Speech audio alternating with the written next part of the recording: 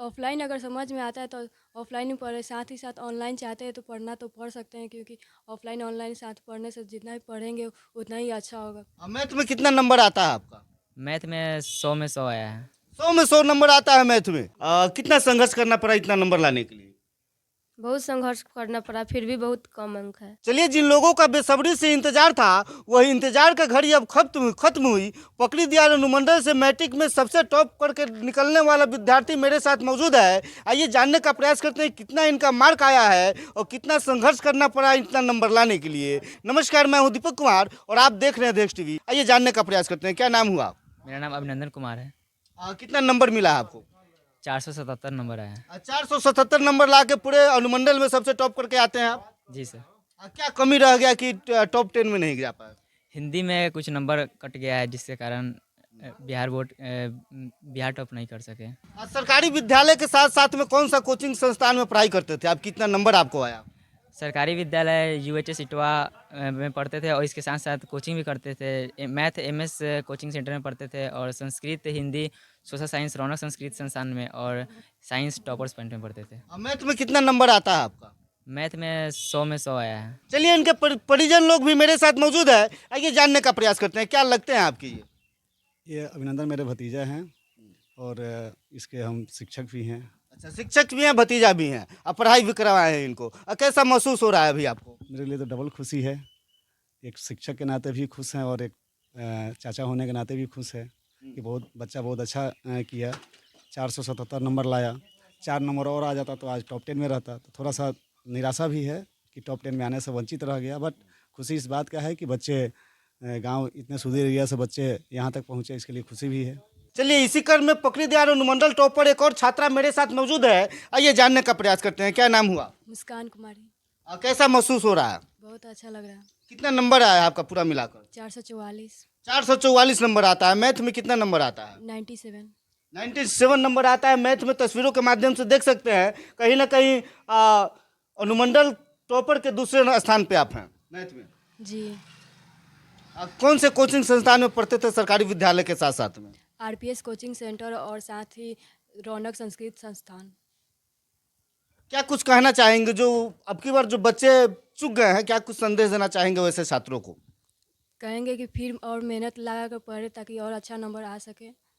आप ऑनलाइन पढ़ती थी या ऑफलाइन क्लास करती थी? ऑफलाइन करते थे। क्या आपको लगता है दोनों में बेटर कौन सा है, ऑफलाइन पढ़ना चाहिए या ऑनलाइन पढ़ना चाहिए? ऑफलाइन अगर समझ में आता है तो ऑफलाइन ही पढ़े, साथ ही साथ ऑनलाइन चाहते हैं तो पढ़ना तो पढ़ सकते हैं, क्योंकि ऑफलाइन ऑनलाइन साथ पढ़ने से जितना भी पढ़ेंगे उतना ही अच्छा होगा, ख़राब तो नहीं है। इतना नंबर लाने के लिए कितना संघर्ष और मेहनत करना पड़ा? कितना घंटा पढ़ाई करती थी आप? स्टार्टिंग तो थोड़ा कम ही था, 6-7 घंटा। बाद में पढ़े 10-12 घंटा के आसपास। चलिए, इनके शिक्षक लोग भी मेरे साथ मौजूद है। आइए जानने का प्रयास करते हैं, कौन सा विषय पढ़ाते थे सर इनको? और सर मैं मैथ और साइंस पढ़ाता था। कैसा आचरण रहा इस बच्चे का? और शुरू से बहुत आचरण अच्छा रहा है, अच्छा पढ़ने में रही थी। शुरू से गोदावरी विद्या संस्थान जो पकड़ी दयाल का एक बहुत अच्छा स्कूल है, हम लोग भी वहीं से पढ़े हुए हैं। 8 क्लास तक वहीं से पढ़ी थी। इनके पापा टीचर है इटवा स्कूल में और 9-10 उस स्कूल से पढ़ी हुई थी। शुरू से ही बहुत अच्छी रही थी पढ़ने में। हम लोगों ने उम्मीद किया था कि इनका नंबर टॉपर वेरिफिकेशन के लिए जाए, लेकिन थोड़ा सा संस्कृत में जैसा कि आप हम लोग बात कर रहे थे 77 थोड़ा कम नंबर आ गया है। हम लोग इतना एक्सपेक्ट नहीं किए थे, जिसके कारण इसका टॉपर वेरिफिकेशन में सिलेक्शन नहीं हो पाया है। तो खुशी भी है और इस बात का थोड़ा सा मलाल भी है। चलिए, इनके पेरेंट्स, इनके परिजन लोग भी मेरे साथ मौजूद है, जानने का प्रयास करते हैं, क्या लगती हैं सर आपके? मेरी बेटी है। लड़की हैं आपके। कैसा महसूस हो रहा है अभी इतना नंबर पाकर? बहुत अच्छा महसूस हो रहा है। इनके कुछ शिक्षक और लोग मेरे साथ हैं, जानने का प्रयास करते हैं, क्या विषय पढ़ाते थे सर इनको? मेरे कोचिंग रौनक संस्कृत संस्थान में मुस्कान हिंदी संस्कृत और SST पढ़ी थी। हिंदी में सबसे बेहतर प्रदर्शन की है, 95 अंक हिंदी में लाई है, लेकिन इस बात से मैं निराश हूँ कि संस्कृत में 77 अंक लाई है। और मेरा बहुत ही निराश हूँ क्योंकि शुरू से मेधावी छात्रा रही है और मेधावी छात्रा के साथ साथ बहुत परिश्रमी भी है, मेहनत भी बहुत अच्छी करती थी। हम देखते थे कि इतना दूर से जा कर के मेरे यहाँ क्लास करती थी और यह बात है कि प्रतिदिन क्लास करती थी। चलिए, तस्वीरों के माध्यम से देख सकते हैं एक छात्रा मेरे साथ मौजूद है जो कि मैट्रिक के परीक्षा में भी अच्छे अंक लेकर आती हैं। आइए जानने का प्रयास करते हैं, कितना अंक आया आपका? 438 अंक। 438 अंक आता है, फर्स्ट डिवीजन लाती हैं। जी। क्या पंचायत में टॉप हैं? जी, दूसरा अंक। चलिए, पंचायत में कहीं ना कहीं सबसे टॉप नंबर लाकर ये पास होती है मैट्रिक में। इनके गुरुजन भी मेरे साथ मौजूद है, आइए जानने का प्रयास करते हैं। क्या नाम हुआ सर? मेरा नाम रवि सर है और मैं एमएस कोचिंग सेंटर चलाता हूं। वहां पर मैट्रिक लेवल तक मैथ और साइंस पढ़ाया जाता है और इंटर लेवल पे इंग्लिश पढ़ाए जाते हैं। तो रंगीता मेरे पास पढ़ी और जितेंद्र सर के पास भी आर्ट्स की सारे विषय की तैयारी की और मेरे पास इंग्लिश। 420 नंबर आया, लेकिन हालांकि जो हम लोगों का उम्मीद था उतना नंबर नहीं आया।